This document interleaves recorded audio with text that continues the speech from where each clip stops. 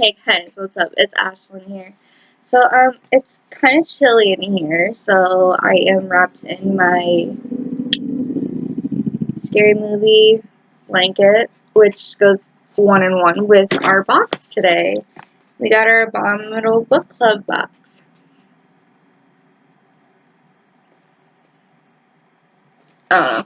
But before we get into that, I wanted to go ahead. I did go shopping at Dollar Tree because I got my nails done again. They were purple last time. Now they're this really pretty blue.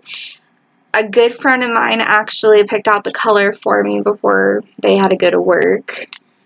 So anyways, I got this thing right here, and what this is it is a cute little, I don't know how well it's gonna work, but it is a phone holder. So like, example would be, okay, not mad at it actually. My phone does fit on it, and it doesn't like push it or anything. So this was only $1 at Dollar Tree. Super cute. It's sparkly. It's just like a little phone case, or a phone stand. And then if you look on here also, like, yeah, it's all messed up because I didn't realize that this was tempered glass. I thought it was just a screen cover. No, I got the tempered glass one. Didn't realize it. Got it for $1, but hey, it still works, right? Like, I mean, yeah, you got that like giant crack going on through there, but whatever. And then, of course, you know, I can't go to Dollar Tree without looking at the book section, and I really wish I didn't. Oh my goodness, I put like 3 different books back and still ended up with 3 books.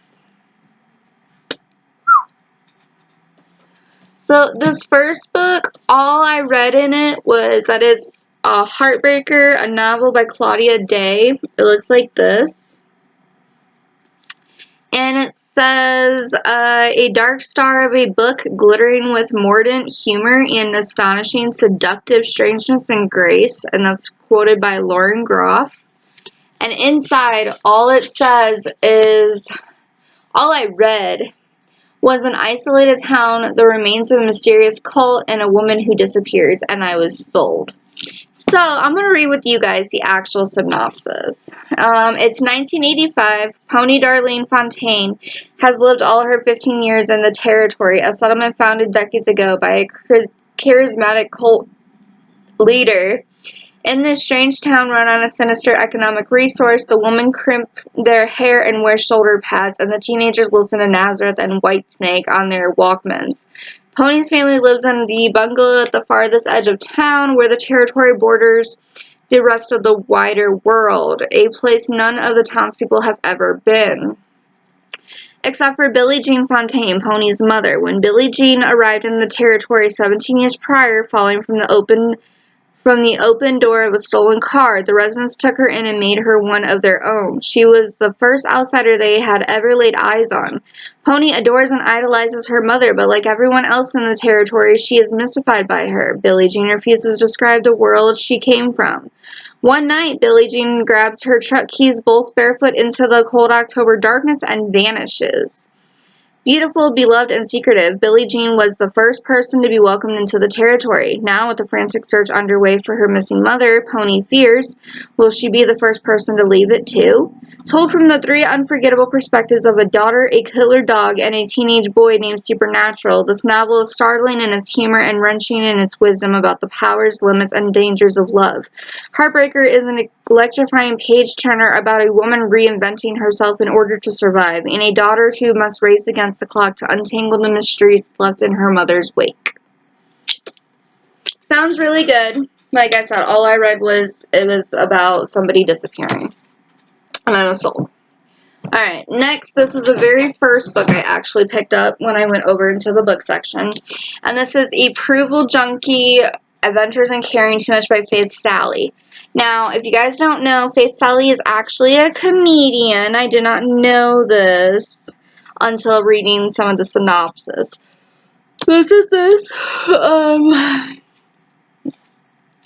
Elizabeth Gilbert blurbed it, AJ Jacobs blurbed it, and a bunch of other people. See, from comedian and journalist Faith Sally of NPR's Wait, Wait, Don't Tell Me and CBS News Sunday Morning, a collection of daring, funny essays chronicling the author's adventures during her lifelong quest for approval.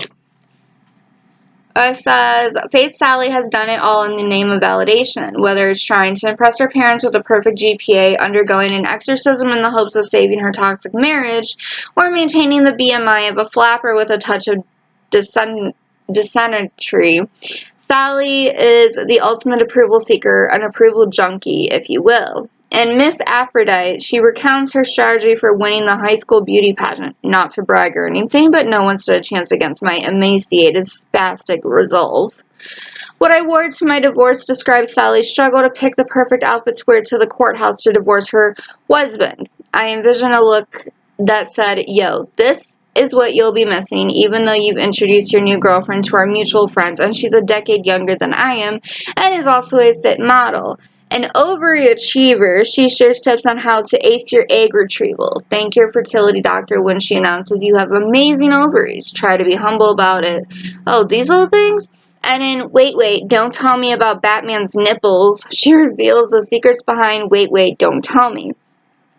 I studied for this show like Tracy Flick on Adderall.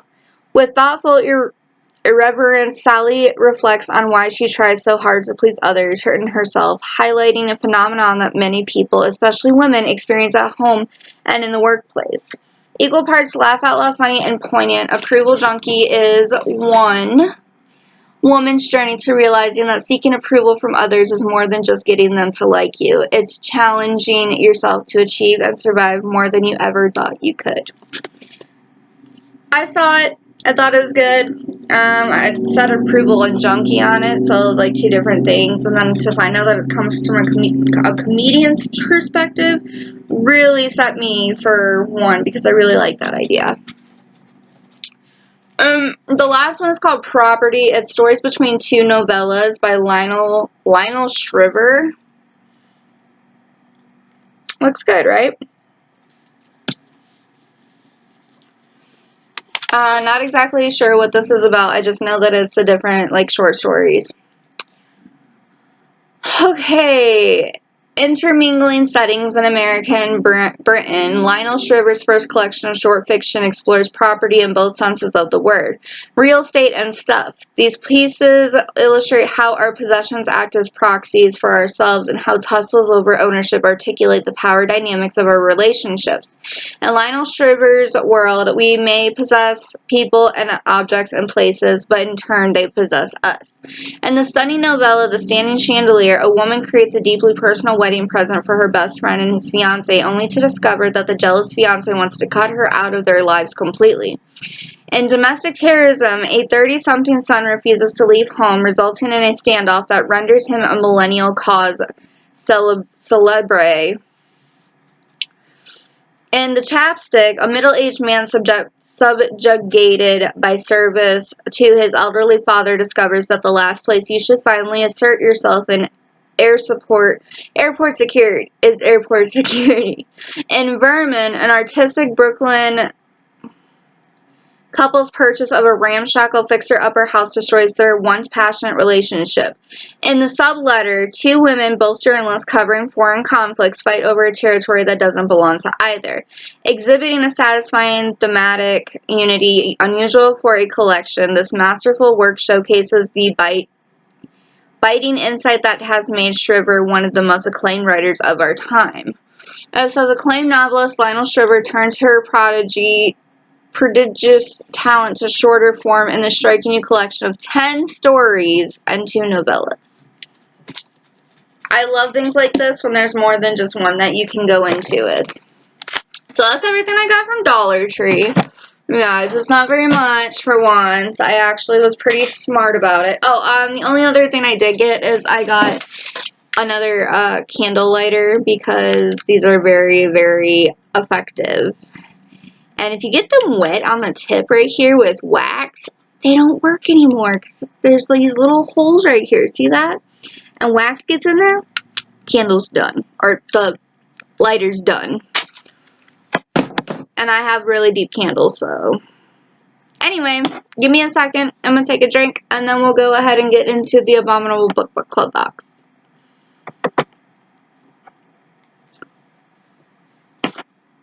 It's not.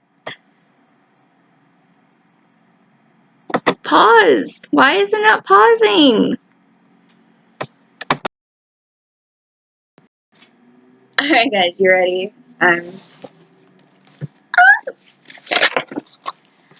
Oh, by the way, this is the last one I have for a while. I'm gonna...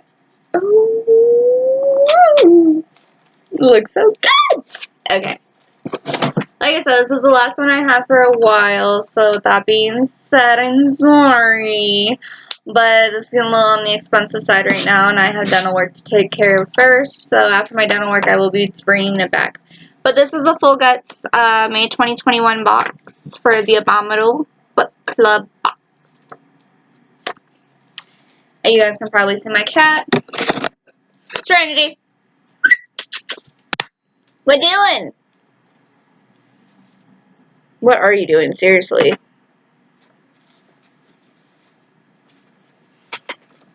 What do you have?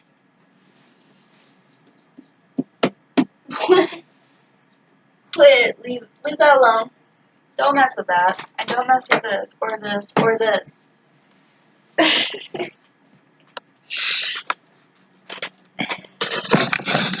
Alright, she's just gonna get into, like, everything because she's 2 now, guys. She had a birthday. I posted about it a little bit, so. Alright, anyway, the very first thing that I'm gonna pull out of here is an official Abominable Book Club box pin. So it looks like this. Very, very nice. Love it. Love it, love it. Do not do that. Serenity? Excuse me. Alright, next we have, okay, I want to say that this is just a sticker. Like, okay, a ghost with bones being carried. I see. Alright, this is going to be our drink.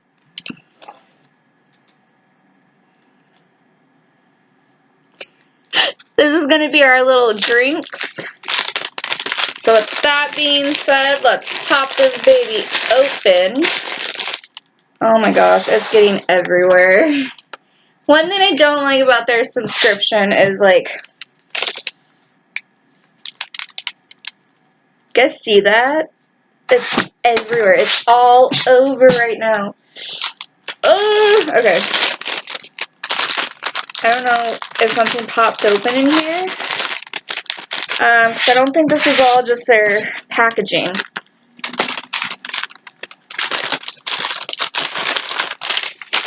We'll find out in a second, huh?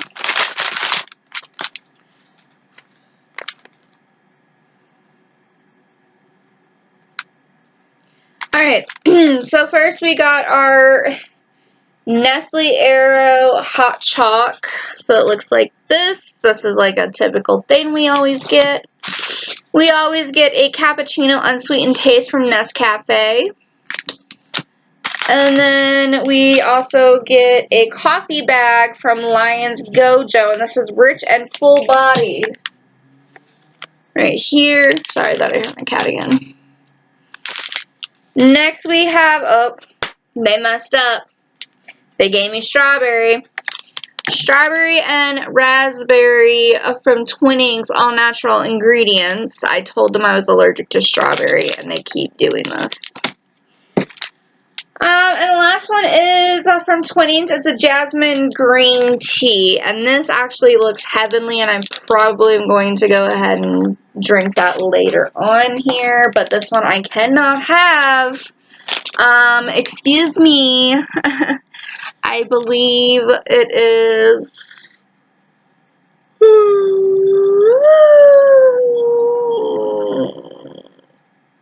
Owen Morgan and your buddy that do this together. I can't have strawberry, guys, and you keep giving me strawberry products, and it just needs to stop. No offense to them. Next we have Alright, next we have, this is the one from the Cursed Library. That's why it looks like this. I love the packaging of these books. They're fantastic. There's a little sweet treat right here. This is a cream tea milk chocolate. It's a luxury handmade chocolate sourced from sustainably grown cocoa. I'm not sure exactly what's in it, but I love the packaging on it. Okay, this says smooth and creamy milk chocolate topped with shortcake biscuit pieces and strawberry flavored jelly pieces. Great, thanks. Something I can't even eat. Made with sustainably sourced cocoa from the Ivory Coast, handcrafted in Cornwall. Well, thanks, but you sent me 2 items I can't have. You guys, no offense, but you really need to listen and, like, you need a section that it, like, gives you, like, a, I don't even know what you would call it. I don't know. I'm not very, enthralled this year, or this time. Alright, the first book we have here is They Would Rather Die Than Become Mothers. This is The Others by Sarah Blau. It looks really good. Looks interesting, honestly. 4 women, 1 fatal promise. A serial killer is on the loose in Tel Aviv. Each victim is found tied to a chair with a baby doll glued to their hands. The word mother carved into their foreheads like a mark of Cain. Stowed away between the wax figurines of the Bible Museum where she works, Sheila Heller suspects that she alone knows the connection between the victims. The killings seem to be linked by a pact their group all made at university to never have children. What Sheila doesn't know is who is committing these gruesome acts of ritualistic violence, and whether she herself might be the next target. Sounds really good, actually. I do get very surprised with the books that they put into this. This very next one. No, I finally got one, guys. Okay. So this next one, I believe, oh, it's not the magazine, but this is Black Static. This is number 78 of a 70 and 79. It's a double issue. It's got new fiction in it. It's really, really good. I hear about this all the time. I thought for some reason it was like some type of, I don't even know. Okay, making sure there's nothing else in here, and there's not. My cat's gonna probably try and jump in that. But this is Black Static, issue 78 and 79. It's a double issue. So, yeah. Alright, really quick. Man, this is getting everywhere this time. Really quick, we have 2 bookmarks this time. The Accursed Library Imana Specs.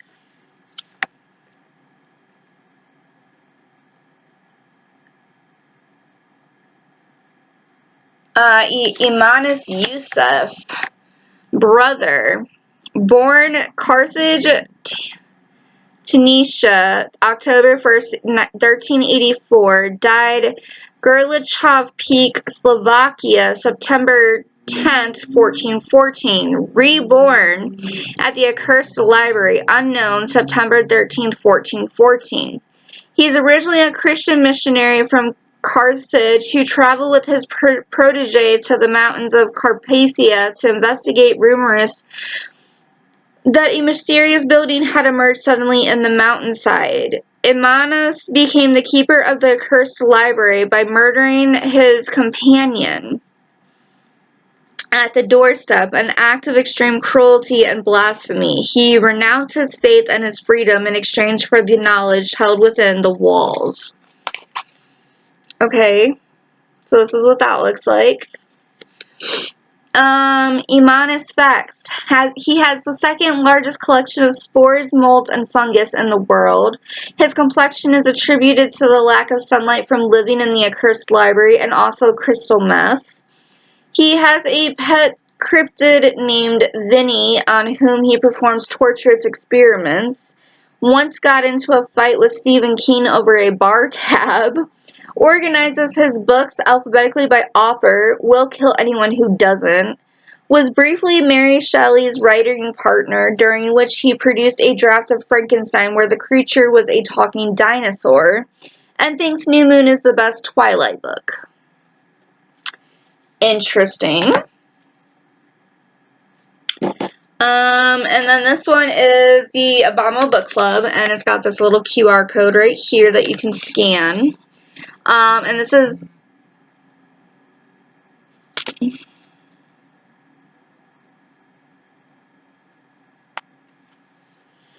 I don't know.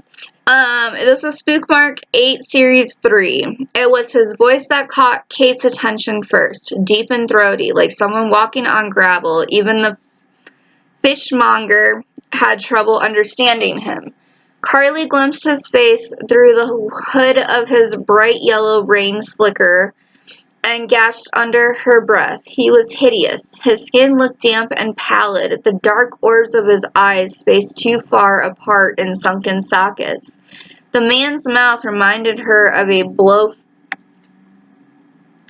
blobfish, the impossibly thick and wide lips turned downwards at the corners. He glanced at her and she averted her gaze, but he didn't seem to mind. He simply took his crate of fish and left.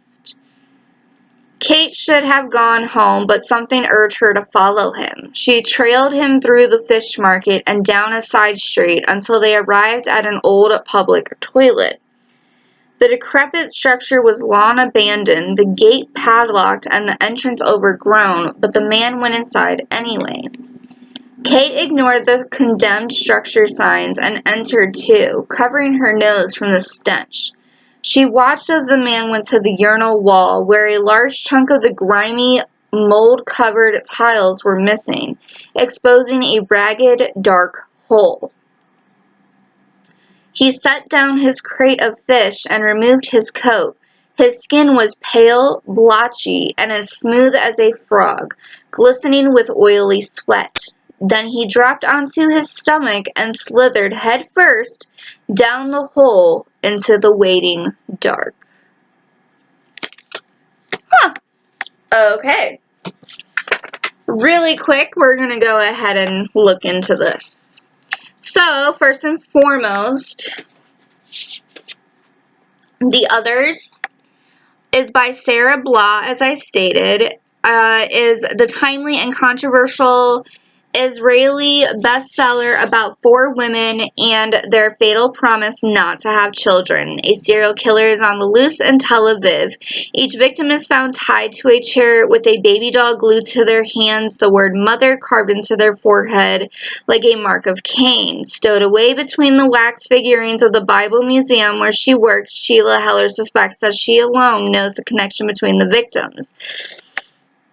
The killings seem to be linked by a pact their group all made at university to never have children. So again, it just says basically what the synopsis is. I apologize. Next is Black Static. And this is Black Static Magazine Deluxe issue. Due to Black Static moving to a more infrequent schedules with bumper issues, the magazine is now more streamlined and chock full of short fiction from the likes of Zandra Renwick, Jess Hislop, and Stephen Bacon. Black Static's strength has always been its ability to find compelling, breathtaking horror fiction, so it's great to see such a massive collection of them to feast on all at once. Okay, so this is like a whole collection of different stories that you would find in an actual magazine subscription. Next, this is... This right here is Spookmark Series 4, number 8, and this is Fishmonger by Owen Morgan. This thing I can't eat right here is the Cream Tea Luxury Milk Chocolate by Kernow Chocolate. Alright. Next, we have the Accursed Library. It's the Accursed Library Sigil pin badge. This is the Bio of Amanus' premium bookmark. And this is called Bone Cart Sticker by Jon Turner. Check out his Etsy at Jon Turner. Okay. And then this last one right here, because they don't include the drinks in that. That's just something extra. But this is the very last item that we have not opened yet, and this is a hand-wrapped book courtesy of the Accursed Library. Make sure to hit us up on Instagram at Abominable Book with your finds. Okay, and this is the very last thing to open, so let me do that off camera, and I will be right with you. Alright, so the book that we got from the Accursed Library is by John Saul, author of Creature. This is called Second Child. It says,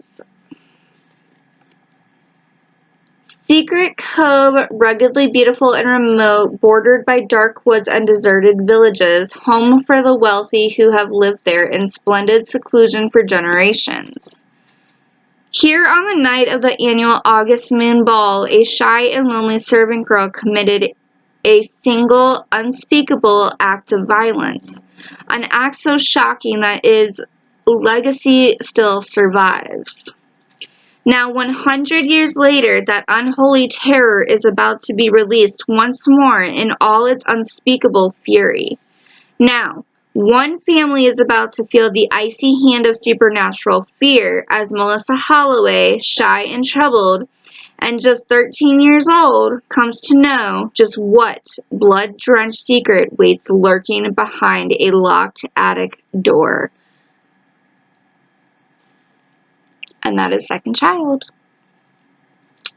So that's everything. This was the Full Guts box for May 2021 from the Abominable Book Club box. I do not have all the semantics for you. However, you get these really great drink packages. So you have teas and hot chocolates and coffees to drink while you read these books. As I stated, I don't even know. I know the others is a new release. The Black Static is the magazine that you could get. And then you always get like an old book from the Accursed Library. Now with that being said, I am not going to be having this for a couple months. As I stated, I am getting my dental work taken care of. And that's becoming a little bit more pricier than expected. So, with all that being said, I hope that you enjoy this. I'm sorry that it's a very long video. I hope that you guys join me until the very, very end. Let me know what your favorite item was and why in the comment section below. And I will see you guys in the very next video. Bye!